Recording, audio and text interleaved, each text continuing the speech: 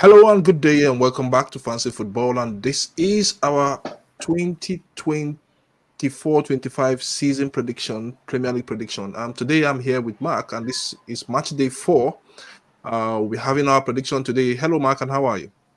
I'm good. I'm good. Big up to everyone joining. Big up to Omar Fields having me on the show for the first time. My pleasure to be here. United fan. You know it is. Oh, Mark is a big United fan, just like me. So I think we'll have a very, very good and exciting show today. Okay, Mark. So let me just ask you this question before we go into the nitty gritty. So when did you started supporting United? I think I was like about 4 or 5 years old. You know what I mean? I was really young. It was like about 1990 around that time. Right about Christmas, I was watching football. My grandfather is a huge football fan, and we were watching a Manchester United game, and I could remember one of the players scoring a goal, and I was like, I want to be like that guy. You know what I mean? And a few years later, like one of my countrymen, I think I was like about 10 or 11. When he got signed to Manchester United. You know what I mean? And they went on to win the treble. So for me, it's like interesting stuff. As I grew up, I got to learn the player's name. It was Eric Cantona. It was Kuchelkis, as he was talking about there. But he wasn't the best player in the squad. I just think that game he had a really good game. In that moment, he wasn't actually one of the biggest players in the squad either. I get to find out more as I grew up. You know what I mean? But it was just interesting for me. Growing up. And I always watch United. I always like them also because they have the same color scheme as my national flag, which is red, white, and black. So it's another thing why I like Manchester United. To be fair, simple things Okay. like that. That's excellent. That's perfect. Okay, let's go into the first match of match day 4. It's no other than Southampton at St Mary's against United. It seems United are used to this early kickoff now, now this season. So let's see what's going to happen. So looking at United, lost last time out at home to Liverpool. Let's put that aside. I know it's disappointing to the United fans, but how do you see this game shaping up on Saturday at lunchtime? Early kickoff. I mean, United usually does well at early kickoffs. In my honest opinion. The first game of the season was an early kickoff. We won that game. People might say we only scored a goal. At the same time, I would look at it from the perspective that United is a team that right now we are a work in progress. Southampton is a decent squad. The Saints are going to be roaring and ready to win against Manchester United. That any team in the Premier League will be when they face Manchester United. I think it's only natural. But most importantly, I feel like as a Manchester United fan, and we all just need to be patient because it's not a game I expect us to lose. It's a game I do expect us to win. I know the performance against Liverpool doesn't scream that we're going to win this game, but I think United have what it takes. I think quite a few of the players, it just wasn't having match fitness. Players like Bruno, Menu, if you look at Delit, they're not match fit. I mean? They're a little lethargic after 40, 50 minutes, and that is not good for a player. I mean? They need to warm up to the season, and we as fans need to understand that all of these factors will affect the team performance. It's not just the tactics, and the manager may have gotten things wrong. He's not without reproach. But the Yeah. players as well, they're not machines. You know what I mean? So we have to understand that there will be some situations we have to bear with as the season progresses. It should improve, and we should see more improvement. Okay, you said you're going for a 4-1 victory for United. So why did you go for a 4-1 victory for United? Well, we on average we have been creating many chances in every game. If you look at all the games we've played so far, we've average created at least 3 chances in the first half, or 3 to 5 chances in the first half. So on average it was three, and in the second half we've created even more. On average we've created about 6 chances per second half. You know what I mean? Now, in in my honest opinion, I think the biggest problem I will say with the attack is that we have young attackers up front, minus Marcus Rashford. Every one of them is either 23 or under 21. So is one of those things where I feel like we cannot blame them for their lack of clinicality. I think they will become more clinical as the season progresses. I think it's about having patience and supporting the attacking line. But I do think that some of the chances Joshua Zirkzee missed, he would score. in another game he will score it. So I think he would, if he were to get 2 or 3 chances in this game, he will score. And I think Garnacho always has a chance in him. Rashford always has a chance, and if Ahmad starts, he will probably create 2 or 3 chances for himself as well. Okay, so 4-1 in favor of United. Okay, let's move to Anfield. The Merseyside Red came to Old Trafford and destroyed us, and let's see what they will get at the end of the day when they face Nottingham Forest. I looked at your prediction. I will not say it yet, but I looked at your prediction. Don't you think you're thinking that the 100% winning record for Liverpool will end this weekend? Yeah, That's what your prediction is heading towards. So tell me why you think that 100% winning record for Liverpool will head this weekend. because I, you see I Nottingham know I for know also I know also you are the man of numbers because I like your numbers very well. So tell me what the numbers are saying. I mean, I don't really have. I don't think the statistical numbers really make matter in terms of this game. Really, I mean, Liverpool has done well in their first 3 games, but in all fairness, I think United, we didn't punish them when we had the chances. We had so many chances to punish them. We had 6 big chances in the match. Liverpool in opposition had 3 big chances in the match. You know what I mean? Or 4, I believe. I believe it was 4. And I feel like Liverpool is one of those teams that if they're clinical, their strikers are clinical. If you give them the chance, they will score goals. Now, in opposition to that, I don't think they're the most solid team at the back. We see it against United. I don't think they have the strongest midfield. I think the biggest threat from Liverpool is that they score goals. And Nottingham Forest has a pretty robust attacking lineup, pretty quick and deceptive with Anthony Elanga. They have a robust striker in our Tyrone Awoniyi. You know what I mean? There's also a decent guy on the right hand side. You know what I mean? There's Morgan Gibbs White as well. I think there's a few players at Nottingham Forest that will be pivotal in that game. I think it's going to be a challenge of who could outscore who in the first half. I think if Nottingham Forest could get themselves on that score sheet in the first half, the game will end in a draw. To be fair, in my Okay, honest so opinion. Nottingham Forest are ninth on the log, and Liverpool are second currently on the log, where you all expect them to be. So a 2-2 draw for this game, I think, for you will be deserved for Nottingham Forest. Looking at how their striker operates up front. Yeah, I don't think Trent is the best defender, and I think Anthony Langa, while Marcus Rashford didn't show that turn of pace against Trent or didn't go at Trent. I think Elanga is going to take Trent on a run, and Elanga is pretty quick. I think he's probably as quick, if not quicker, than Marcus Rashford lately, and he's grown quite physical. So I think it's going to be a good matchup for Nottingham Forest. I think Nottingham Forest at home that's true. Nottingham Forest at home, right?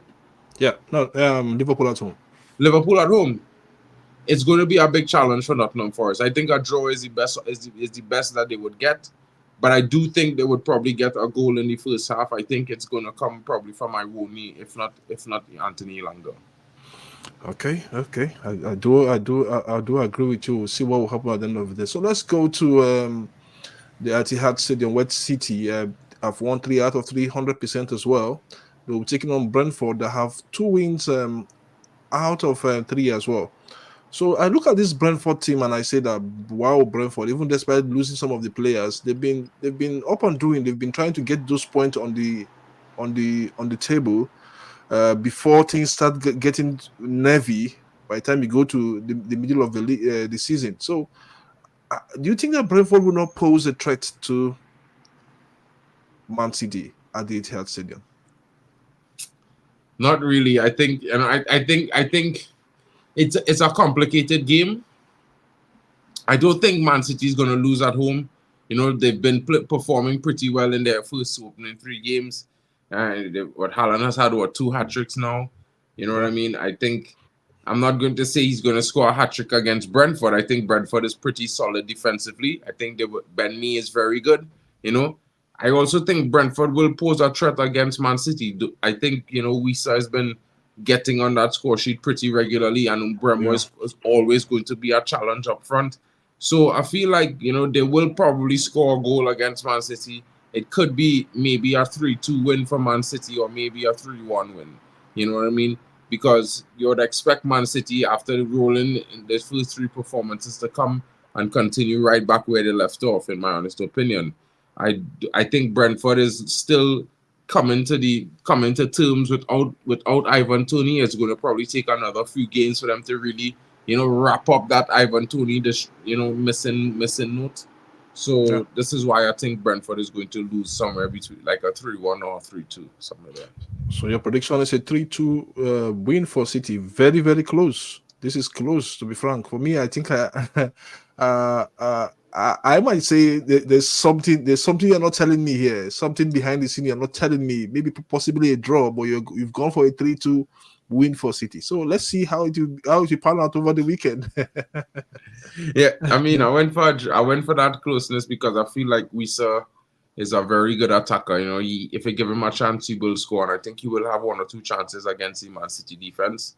And Umbremo has been in really good form to start the season, so I think the form of those two players is what I'm counting on for Brentford to probably produce at least one or two goals in the game. Okay, let's go to the London Derby match between Fulham at home to West Ham. West Ham have recruited very well under Lapatego. Lopetegui, the Spanish manager. So they've recruited well. They've lost some games. They've won some games out of three matches. So, but you are going for a West Ham win and a Fulham loss in this match. I look at Fulham as well under Silva as well. They've been a very solid team. Watch them against us in the opening match of the season and in subsequent matches. Don't you think a loss for Fulham at home to West Ham is it's something that you should really look at and reassess that prediction very well. Well, I mean, we had a little the group of guys who's do streams with and stuff. We had a little round table, and Fulham was actually the team I get luckily by that random spin the wheel thing. Yeah. So actually, I should be supporting Fulham to win this game against West Ham. But I've been watching West Ham over the last few games, and they look like a team of work in progress. They've done really good business in the transfer window, and I think I've seen some good performances so far from Kudus and one or two other players like Bowen. So far, and I think they might be a little bit too strong for Fulham, even though Fulham has performed well and are at home. I think West Ham just might edge Fulham 2-1. You know what I mean? That's the victory I'm seeing for West Ham. I think it's because they lost to Man City last week. I think it's one of those things where they're going to come back. Bowen is a very, very good attacker, in my opinion, a prolific goal scorer, to be fair, as well. And, they also have the likes of like I said, Mohamed Kudus. They signed Somerville, who hasn't really kicked a ball yet, and he's a different type of winger. I think he will do well. So I looking for West Ham to come away with this game 2-1. I mean, of course, I wouldn't rule out Fulham. That's why I said they will score. And who knows? It might be possible because I was watching at the fiction. I was thinking, maybe a draw, but West Ham did sign well, and I think one or two of those players might come into this game and have an impact. Okay, I think I will go with you with that a little bit. I will agree with you a little bit with that, and this is my reason because for me, I looked at West Ham. I looked at the last match against City. I just think that a little bit of carelessness make them to lose that match against City. It's not just because City were just so fantastic like that, but if you look at if they were much more tighter at the back, they could have gotten something against City. Let's go to this match between Crystal Palace at home to Leicester City. Both teams have identical points. They've played three, they've lost two and drawn one. The same identical point. I look at this match and I said, okay, can't we go for a draw for this match? Why not go for a draw? The two teams are who again? Sorry. Crystal Palace and Leicester City. Nah, I think Palace might win this game. I'm a huge fan of Oliver Glasner. Not Yeah. so huge that I would like him to coach Man United. To be fair, I was a bigger fan of Ten Hag. You know what I mean? But I've seen him. One of my best friends since I moved to Germany. He's a huge Eintracht Frankfurt fan. So I'm always at the games when he goes, and I saw them win the Europa League. You know what I mean? Under Oliver Glasner, I think he's a very good coach.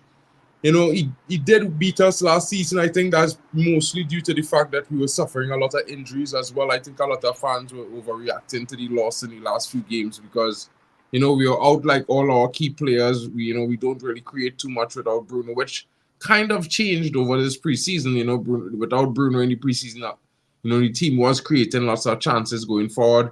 And he's not actually having the best start to the season as well. Quite a few of our players are having a slow start to the season. So looking at Crystal Palace, I think that they will do pretty well.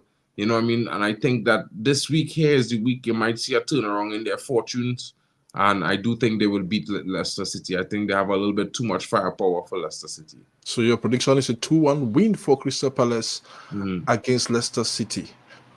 Okay, guys, if you're watching us now, kindly subscribe to Fancy Football, hit the notification button, and like this video so you can give us an opportunity to grow the channel as well.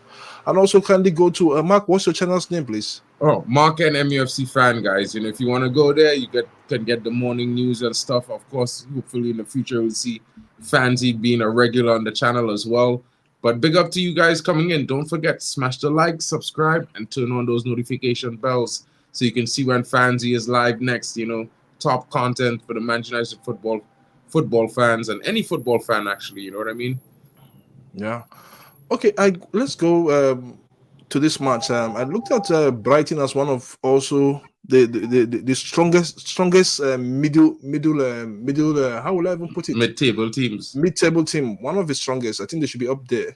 So I look at them. I see. Okay, beat United, won their first match against Everton, 3-0. Then also held Arsenal at the Emirates Stadium, courtesy of that red card again on Declan Rice. So they are playing Ipswich Town this weekend in match day 4, and you're going for a 2-2. Let me just see. Let me go back to your prediction once more. You're going for a 2-2 draw against Ipswich. Don't you think you're handing over? You're giving this Ipswich side much more morale or much more confidence to do more? No, well, I think they did well to get that goal, to fight back in the game and score that goal coming to the end of the game against Man City. That shows a lot of courage in the team. They are a team that came up from the championship. They're not the best. They're probably going to finish one of the lowest as well. I think McKenna is a decent coach. Yeah. But, one of the players that they have in that team, he hasn't quite played a lot of game time yet. But, he came in from Leeds, and that's Joe Greaves. And I think he's a very strong defender. I think we might just see him in this game, and he might just have a big impact. So I'm like, I think that Leeds will make it very difficult for Brighton to play the way they want to play. And I think they will do well to counter Brighton on their high line. I know Hüsler is a very good coach, and I've seen him in Germany quite a few times, but at the same time, I thought he got lucky against Manchester United, to be fair. I think he got lucky that, some of our players are still finding that chemistry in the back four. Dalot might not have been at fault, but he could have been because he having the mindset of a right back in some occasions, still triggering him. I think, some of our players rushed out of the shape too soon, like Casemiro and McTominay at the time. But at the same time, I'm not going to throw my toys out the pram over that. I would look at this game and say, purely from my perspective, I think, it's going to be a game where Brighton going to have a tough game. And that's purely because, while they do well, under Hüsler, they will still struggle to beat some teams because, they have issues in their defense that we didn't exploit as best as we should. Of course, we did have a few goals disallowed as well. So, yeah. Okay, but a 2-2 draw against the Ipswich Town. I think that will be a wonderful result for Ipswich Town. But let's go to the Villa Park, where Aston Villa will be hosting Everton. Everton have been struggling. Remember last time you saw my? I know you saw my message last time when they crumbled.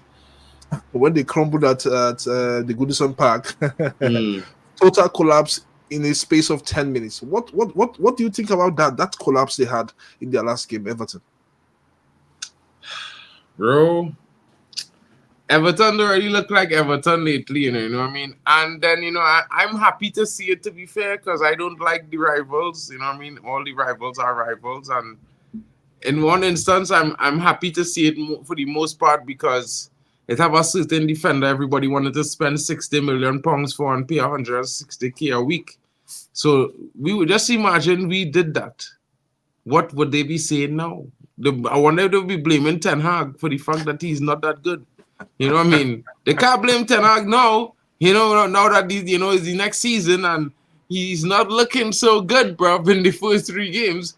But at the same time, I feel like Everton is one of those teams that they're trying to do something different than they was doing last season, so they look a bit lost in some circumstances. And yeah, bro, like it's not looking good for them.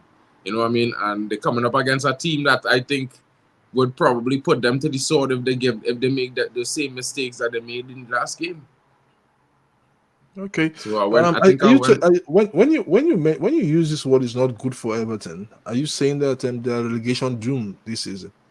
Yeah, I expect Everton to be one of the teams relegated this season. To be fair, I Okay. think this is the season they get relegated, and deservedly so. Don't disrespect Man United, little Everton.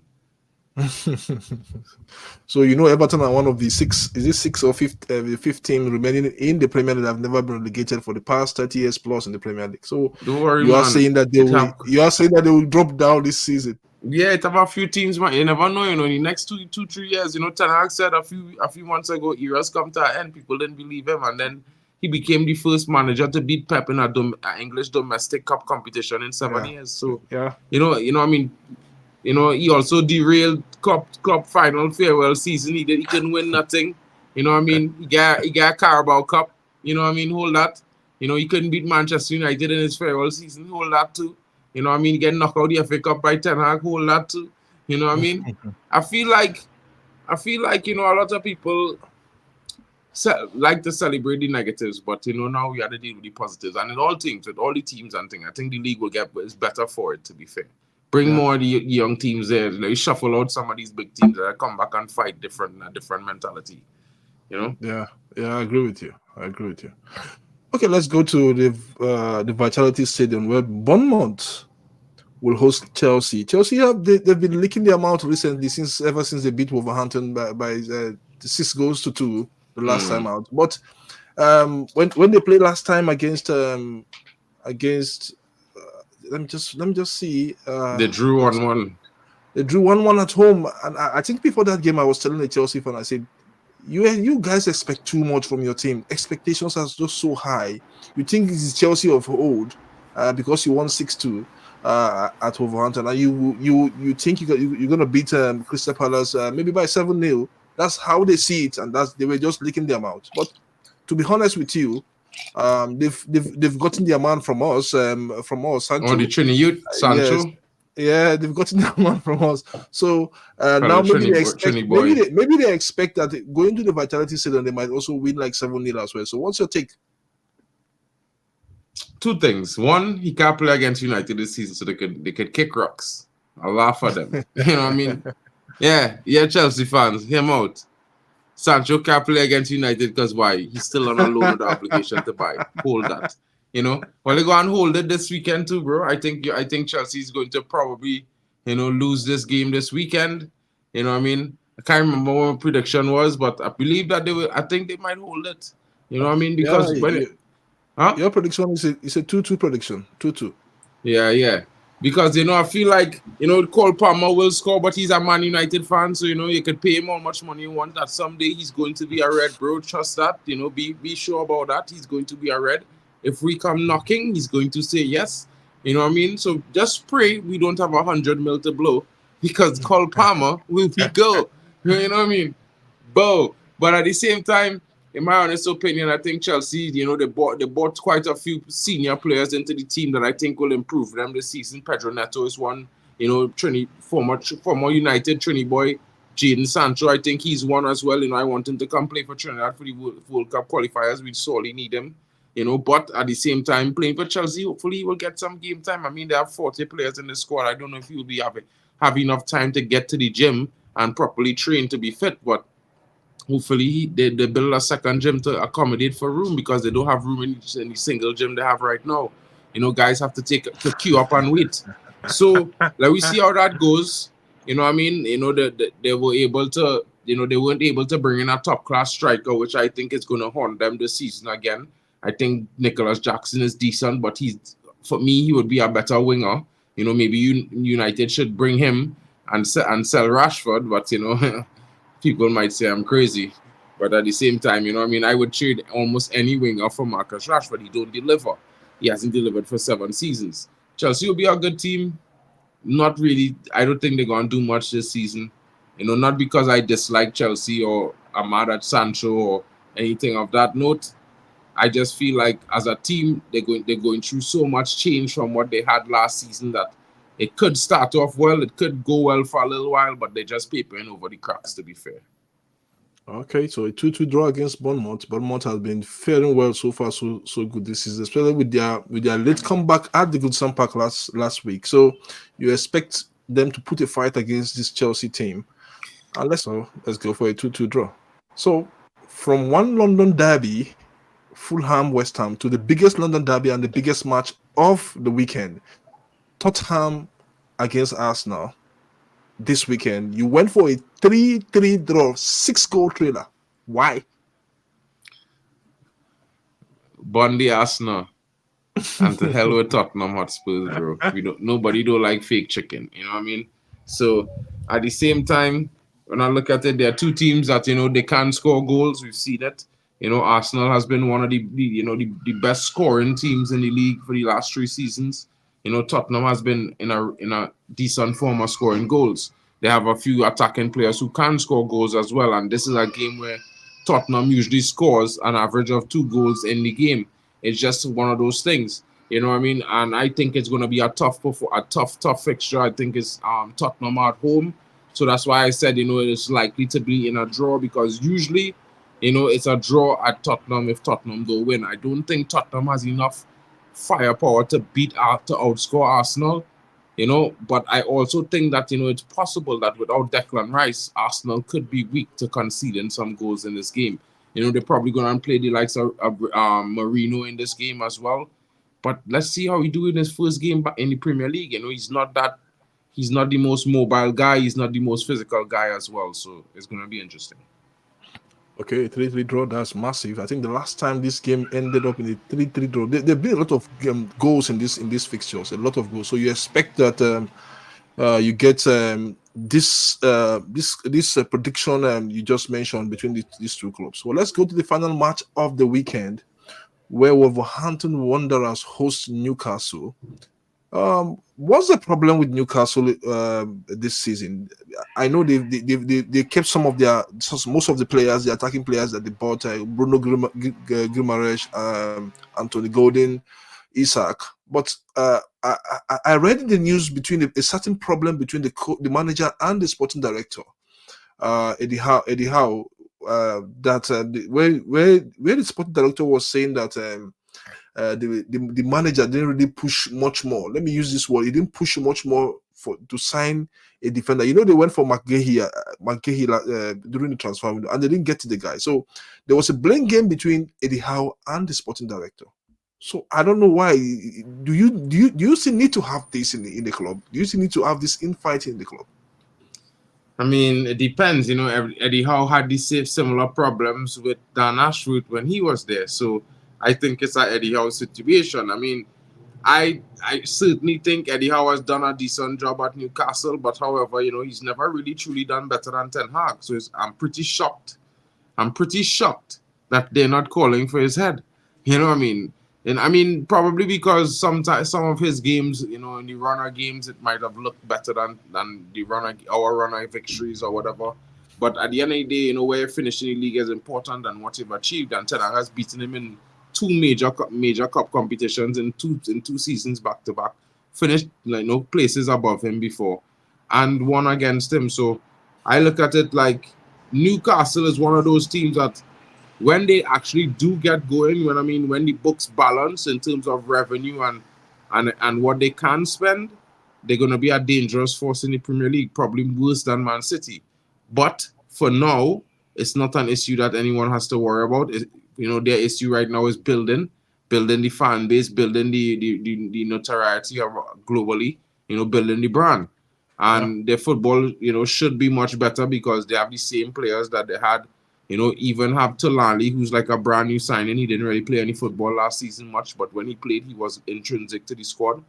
And the biggest problem for Newcastle right now is that they're not looking any better than last season or the season before, which is shocking. You know what I mean? So who knows what happens with Newcastle? I mean, I want them to lose because some Newcastle fans suddenly have a big head thinking that they could disrespect Man United. And they're a small club. 2-1 in favor of Wolverhampton Wanderers. I actually put them to win 2-1, I believe. Okay, 2-1 for Wolf against Newcastle. No, So 2-1 for Newcastle okay, against 2-1 Wolves. I for mean, as much Newcastle as against Wolf. I want them to lose, but I But know I don't you're think still Wolves going are for a the. victory. Yeah, I don't yeah. see Wolves beating them. To be fair. Okay, 2-1 in favor of Newcastle. So, Mark, we'll see how you fare out over the weekend. I think I will send you your results. This video will be uploaded 3 days before the first match of match day 4, the Premier League. So you went for let me see, four draws, absolutely four draws, and then 6 wins at the end of the day. So I would see 4 draws and 6 wins. This is the highest. Even when Tiemba was on this show, Tiemba did go for 6 wins and 4 draws. So and some couple of home losses as well to some teams as well. So let's see how you fare over this weekend, and let's see where you end up on the point table this weekend, Mark. I think I might end up really high on the point table this weekend, bro. It's one of those things, I mean, at the end of the day, I feel like you got to take some risks. Football is about taking risks, having no fear and being courageous, not afraid to make a mistake. I think football is interesting. There's a lot of unpredictable things that could happen over the weekend. So, some games you might say, well, okay, you could predict this, or some games you could, look for upset. And that's just exactly what I was doing. So big up to everyone. Big up to you, my bro, for the invitation to be on the stream. It was a pleasure to be here. Thank you so much. Thank you to everybody watching. Don't forget to smash a like for our boy Omo Phils. Very good content creator. And big up to everybody. Thanks. Thank you so much, Mark. And we'll always have you on Fancy Football always.